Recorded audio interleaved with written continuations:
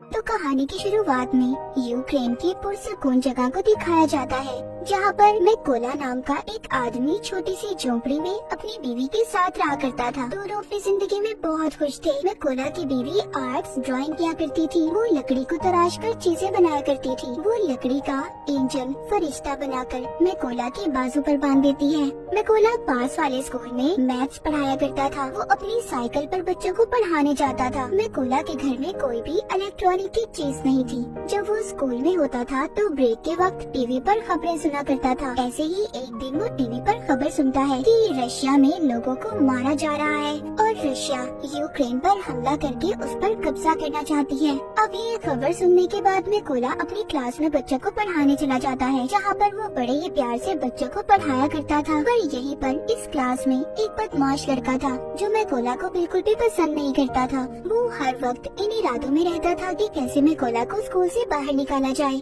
पर उसने कभी भी उस लड़के की हरकतों पर गुस्सा नहीं किया था। एक दिन मिकोला जब स्कूल पढ़ाने जा रहा था, तभी रास्ते में कुछ सोल्जर्स फौजियों को देखता है, जिन पर ये ज्यादा ध्यान तो नहीं देता और स्कूल चला जाता है। पर जैसे ही ये स्कूल आता है तो देखता है सारा स्कूल खाली था। तभी ये टीवी पर खबर सुनता है कि रशियन आर्मी यूक्रेन में घुस चुकी है और यहाँ पर कब्जा करना चाहती है। अब मिकोला को समझ आती है जो इसने रास्ते में फौजी देखे थे वो रशिया के थे। पूरे मामले को देखते ही ये फौरन से अपने घर की तरफ भागता है, क्योंकि उसकी बीवी घर पर अकेली थी। मगर अब बहुत देर हो चुकी थी। जब ये घर पहुंचता है तो देखता है रशियन फौजी उसकी बीवी को मार रहे थे और जब मिकोला अपनी बीवी को बचाने की कोशिश करता है, फौजी उसे भी पकड़कर मारने लगते हैं। मिकोला उनसे कहता है, प्लीज मेरी बीवी को मत मारो, वो माँ बनने वाली है। पर वो कुछ भी नहीं सुनते और उसके घर को आग लगाकर जाने लगते हैं। अपने घर को जलता देखकर उसकी बीवी जैसे ही उठकर उन फौजियों पर पत्थर मारने लगती है तो एक रशियन फौजी उस पर गोली चला देता है, जिसकी वजह से मिकोला की बीवी मर चुकी थी। मिकोला अपनी बीवी की लाश के पास बैठकर जोर जोर से रोता है। तभी तो यूक्रेन के फौजी आते हैं। वो उसकी पहचान करने के बाद उसकी बीवी की मौत पर बहुत अफसोस कर रहे थे और उसकी बीवी के लिए कब्र खोदकर मिकोला से कहते हैं कि अपनी बीवी को यहाँ पर दफना दो।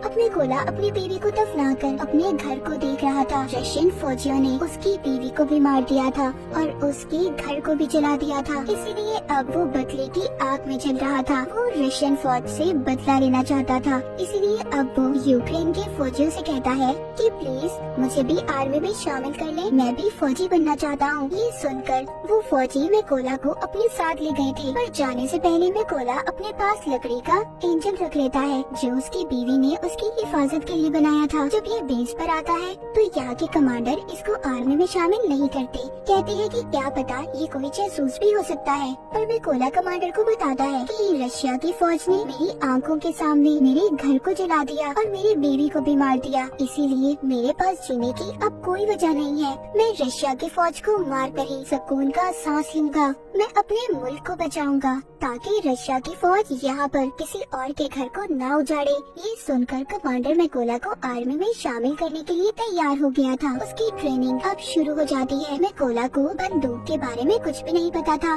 जब सभी फौजी बंदूक को असेंबल कर रहे थे, उनके हिस्सों को जोड़ रहे थे, तो मिकोला उनके सामने सबसे ज्यादा देर में बंदूक को असेंबल करता है, जिससे सभी फौजियों को ये लग रहा था कि मिकोला कभी भी अच्छा फौजी नहीं बन पाएगा। मगर मिकोला अपनी सारी जान अपनी ट्रेनिंग पर लगा रहा था ताकि वो अच्छे से अच्छा फौजी बन सके। एक दिन ऐसे ही जब वो ट्रेनिंग कर रहा था तो अपने सीनियर से कहता है कि मुझे मिकोला कहकर मत बुलाएं, मुझे रेविन कहें। तभी उसके सीनियर उस पर हंसने लगते हैं, कहते हैं खुफिया नाम ऐसे ही किसी को नहीं मिल जाते, उसके लिए इंसान को मेहनत करना पड़ती है। अब मिकोला पूरी जान से ट्रेनिंग कर रहा था। रात को जब सभी सिपाही सो रहे होते थे तो तब भी मिकोला अपनी प्रैक्टिस करता रहता था। एक दिन उनका कमांडर सबसे कहता है कि हमारे पास स्नाइपर निशानेबाज की कमी है। कौन है जो तुम में से स्नाइपर बनना चाहता है? इनमें से बहुत कम लोग थे जो अपना हाथ ऊपर करते हैं। इन्हीं में से मिकोला भी था जो अपना हाथ ऊपर करता है। सभी उसे देखकर हंस रहे थे। कमांडर उसे कहता है, तुम्हें तो बंदूक भी सही तरह से असेंबल नहीं करने आती, तो तुम क्या स्नाइपर बनोगे। मैकोला कहता है मैं एक अच्छा स्नाइपर बन सकता हूँ, आप मेरा कोई भी टेस्ट ले सकते हो। कमांडर उसको टेस्ट लेते हुए कहता है कि तुम्हें सिर्फ 20 सेकंड में इस बंदूक को असेंबल करना होगा। अब मैकोला अपनी आंखों पर पट्टी बांधकर बंदूक को जोड़ना शुरू करता है और सिर्फ 18 सेकंड में उसने बंदूक को असेंबल कर दिया था। ये देखकर सभी हैरान हो गए थे। जो लोग पहले इस पर हंस रहे थे वो अब इसके लिए तालियां बजा रहे थे। इसके बाद मैकोला की स्नाइपर की ट्रेनिंग शुरू हो गई थी। वो जी जान लगाकर स्नाइपर की ट्रेनिंग कर रहा था। वो दिन भी आ गया था जब सभी स्नाइपर्स को उनकी बंदूकें दी जाती हैं। जहाँ पर सबको अच्छे मॉडल की बंदूकें दी गई थी, वहीं पर मैकोला को पुरानी बंदूक दी जाती है जो सही से काम भी नहीं करती थी। जब मैकोला अपने सीनियर से कहता है कि सर मुझे भी नई बंदूक चाहिए, तो उसका सीनियर उसे गुस्से से जवाब देता है। कहता है कि पहले तुम्हें खुद को साबित करना होगा कि तुम एक अच्छी स्नाइपर हो, तभी तुम्हें बंदूक दी जाएगी। अब सबकी ट्रेनिंग शुरू हो गई थी। इनका सीनियर सबसे कहता है जब तुम अपना निशाना लगा रहे होगे तो तुम्हें चाहे कोई भी परेशानी आ जाए, तुम अपने टारगेट से नहीं हिलोगी और अपने टारगेट पर पूरा ध्यान लगाकर निशाना लगाओगी।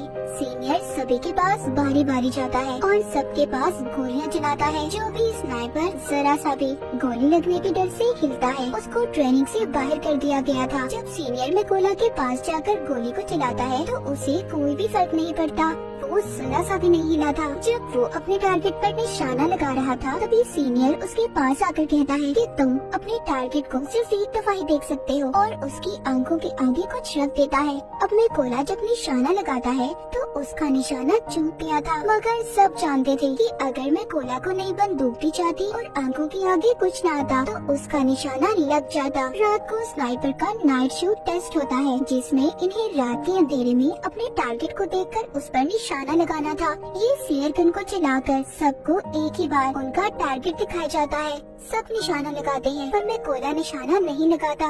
वो अपने दिमाग में फासले को देखकर मीटर का अंदाजा लगाकर फिर निशाना लगाता है जिससे उसका निशाना बिल्कुल ठीक लगता है, जो आज तक किसी ने नहीं किया था। वो मैकोला ने कर दिखाया था। सबका अब रिजल्ट आ चुका था। सीनियर मैकोला को सैल्यूट करता है और कहता है तुम पास हो चुके हो। जिसके बाद कर्नल मैकोला से कहते हैं अपने सभी जरूरी सामान को पैक कर लो, तुमने एक जरूरी मिशन पर जाना है। मैकोला का पहला मिशन ये था कि पास ही एक चेक पॉइंट पर रशियन आर्मी ने कब्जा किया हुआ था जिसको इन लोगों ने उनसे छुड़वाना था। मैकोला अपने साथियों के साथ उस जगह पर पहुंच जाता है। इन सबको एक एक टारगेट दिया गया था। सभी अपनी पोजीशंस ले लेते हैं जहां पर बैठकर इन्होंने निशाना लगाना था। जब ये इन पर शूट करने वाले थे तो देखते हैं एक गाड़ी चेक पॉइंट की तरफ जा रही थी। कर्नल सबको गोली चलाने से मना करते हैं। वहीं पर रशियन आर्मी गाड़ी को रोक लेती है जिसमें एक कपल कहीं पर जा रहा था। रशियन आर्मी ने उन लोगों का पासपोर्ट ले लिया था और उन्हें काफी बुरी तरह से मारने लगते हैं। ये देखकर कर्नल सभी स्नाइपर को गोलियां चलाने का कहता है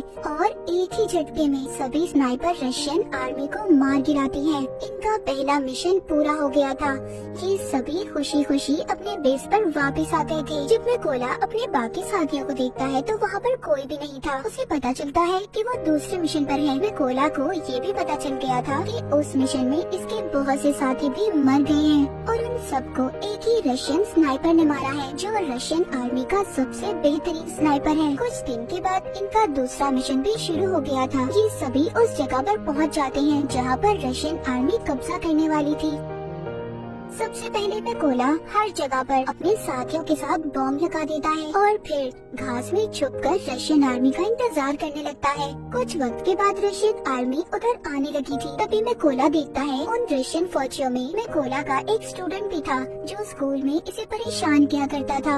ये वही बदमाश लड़का था और अब वो रशियन आर्मी में शामिल हो चुका था। जैसे ही कर्नल इन्हें शूट करने का कहते हैं तो मैकोला थोड़ा सा घबरा गया था क्योंकि ये अपने स्टूडेंट को मारना नहीं चाहता था, पर फिर भी ये अपने सभी जज्बात को साइड पर रखकर गोली बम वाली जगह पर चला देता है जिससे बहुत बड़ा धमाका होता है। सभी रशियन फौजी मारे जा चुके थे। बाद में कर्नल जब मैकोला के पास आते हैं तो पूछते हैं तुम क्या सोच रहे थे। मैकोला बताता है कि उन रशियन फौजियों में मेरा एक स्टूडेंट भी था। कर्नल कहते हैं कि वो उस लड़के ने चुना है कि वो गद्दारों में शामिल हो गया, इसीलिए तुम्हें उसके लिए बुरा मानने की जरूरत नहीं है। इसके उसके बाद ही वापस से बेस पे आ चुके थे। कर्नल ज्यादातर अपना वक्त अपने कोला के साथ ही गुजारते थे, क्योंकि अब कर्नल पूरी तरह से मैकोला पर यकीन करने लगे थे। कर्नल मैकोला को बताते हैं कि मेरी 2 बेटियां हैं और उन्हें नहीं पता कि मैं आर्मी में कर्नल की पोस्ट पर हूँ। उनको मैं ये कह कर आया हूँ कि मैं बहुत बड़ा बिजनेस करता हूँ और मेरी बीवी ने भी मेरी बेटियों को नहीं बताया। ये सुनकर मैकोला भी अपनी बीवी की कर्नल को आखिरी निशानी दिखाता हुआ काफी दुखी हो जाता है। अब इसके बाद फिर से ये अपने अगले मिशन पर निकल पड़ते हैं। ये लड़ाई काफी बड़ी थी। सभी स्नाइपर्स छुपने के लिए एक गहरी खाई खोदते हैं और उसमें अपनी पोजीशंस ले लेते हैं। ये यहाँ पर इसलिए आए थे क्योंकि इन्हें पता चल गया था कि रशिया के कुछ फौजी यहाँ पर कब्जा करना चाहते हैं। यहीं पर कर्नल भी मैकोला के साथ थे। तभी यहाँ पर मैकोला देखता है उनमें वो फौजी भी था जिसने इसकी बीवी पर गोली चलाई थी। वो मैकोला के बिल्कुल निशाने पर था। कर्नल से पूछता है क्या मैं इस पर गोली चला सकता हूँ? कर्नल कहता है नहीं। मैकोला फिर पूछता है क्या मैं इस पर गोली चला सकता हूँ, क्योंकि वो अपनी बीवी का बदला लेना चाहता था। मैकोला का तो मिशन ही यही था कि वो अपनी बीवी का बदला लेना चाहता था। वो खुद पर कंट्रोल नहीं कर पाता और उस फौजी पर गोली चला देता है। पर इसके बाद रशियन आर्मी को इनका पता चल चुका था। कर्नल मैकोला से कहते हैं ये तुमने क्या किया? तभी एक स्नाइपर कर्नल पर शूट करके उसे भी मार देता है। सब रशियन फौजी इन पर बॉम्ब फेंकने लगते हैं। मैकोला कर्नल की लाश को बेस पर ले आया था पर बहुत ज्यादा दुखी था क्योंकि उसकी गलती की वजह से कर्नल मारा जा चुका था। मैकोला ने अब ये कसम भी खाई थी कि वो उस स्नाइपर को कहीं से भी ढूंढ कर लाएगा और कर्नल की मौत का बदला लेगा। इसलिए वो अगले मिशन के लिए अकेला ही निकल गया था। उसको उस स्नाइपर की जगह के बारे में भी पता चल जाता है। वो अब अपने टारगेट को फिक्स करके एक स्नाइपर को मार गिराता है, पर वहाँ पर एक स्नाइपर मैकोला पर गोली चला देता है जो उसको लगती तो नहीं पर वो जख्मी हो गया था। लेकिन स्नाइपर को भी मैकोला ने मार दिया था। अब क्योंकि वो जख्मी था इसलिए खुफिया जगह पर जाकर अपने जख्म के ठीक होने का इंतजार करने लगता है। तभी उसे अपने हेड की कॉल आती है जो बताते हैं कि हमें उस स्नाइपर का पता चल चुका है जिसने कर्नल को मारा था। तुम जल्दी से बेस पर आ जाओ। मैकोला अब बेस पर आ चुका था। जब इनकी ट्रेनिंग शुरू होती है तो इन्हें बताया जाता है कि वो स्नाइपर बहुत ही खतरनाक है। उसका निशाना आज तक गलत नहीं लगा। हेड यहाँ पर ये भी बताते हैं कि वो पहले यूक्रेन के फौजियों को मारता है, फिर उनकी वीडियोस बनाकर इंटरनेट पर डालता है ताकि यूक्रेन आर्मी हार मान ले। हेड बताते हैं कि हम 2 ग्रुप्स में जाएंगे। बिल्डिंग के अंदर वो स्नाइपर है, हम वहाँ पर जाकर उन पर हमला करेंगे। तभी मौके का फायदा उठाकर मैकोला उस स्नाइपर को मार देगा। प्लान बन जाने के बाद ये सब लोग ऐसा ही करते हैं। सभी उस जगह पर जाकर अपनी अपनी पोजीशंस ले लेते हैं और ये रशियन का ध्यान भटकाने में कामयाब हो जाते हैं। और मैकोला इसी बात का फायदा उठाकर अंदर जाकर रशियन स्नाइपर को मार देता है। मैकोला अपने साथियों से कहता है कि मेरा रास्ता साफ कर दो। ये सुनकर सभी मैकोला के साथी रशियन आर्मी पर गोलियां चलाकर उन्हें मार देते हैं। अब अंदर जो स्नाइपर छुप कर बैठा था जिसको मैकोला मारने आया था, वो सोचता है कि कोई भी फौजी उसकी बात का जवाब नहीं दे रहा। जब ये ऊपर छत पर चेक करने जाता है तो वहाँ पर जो रशियन स्नाइपर था वो मर चुका था। ये देखकर वो वापस से अपने पोजीशन पर आ जाता है। जब वो सामने मैकोला की बीवी का बनाया हुआ एंजल देखता है तभी मैकोला ऊपर से छलांग लगाकर उस स्नाइपर को मार देता है। जब दूसरे स्नाइपर को थोड़ी आवाज आती है तभी मैकोला उसके पास भी एक बॉम्ब फेंकता है और उस स्नाइपर का काम भी तमाम हो चुका था। लेकिन यहाँ पर हम देखते हैं जब वो स्नाइपर छत पर चेक करने गया था तो उसने फोन करके रशियन आर्मी को बुला लिया था। इसलिए रशियन आर्मी उधर आ रही थी। किसी को भी नहीं पता था कि उनके स्नाइपर मारे जा चुके हैं। इसलिए जब वो अपने स्नाइपर को कॉल कर रहे थे तो कॉल में कोला उठाता है और उन्हें कहता है कि तुम्हारा वक्त अब खत्म हो चुका है। ये कहकर वो रशियन के ट्रक ड्राइवर पर गोली चला देता है जिसमें सभी रशियन फौजी बैठे थे। इसलिए अब वो बाहर आ गए थे, लेकिन ये नहीं जानते थे कि यूक्रेन के स्नाइपर इन पर पहले ही निशाना लगाकर इंतजार कर रहे थे। तभी वो सब इन पर गोलियों की बारिश कर देते हैं। सभी को मारने के बाद मैकोला अपनी बीवी की कब्र पर जाकर उदास मन से कहता है कि मैंने तुम्हारे कातिलों और अपने दुश्मनों से बदला ले लिया है, मगर अब मुझे अपने मुल्क की हिफाजत करनी है, इसीलिए मुझे अब जाना होगा। इतना कहकर वो अपने अगले मिशन पर निकल जाता है और यहीं पर स्नाइपर द व्हाइट रेवन की कहानी खत्म हो जाती है।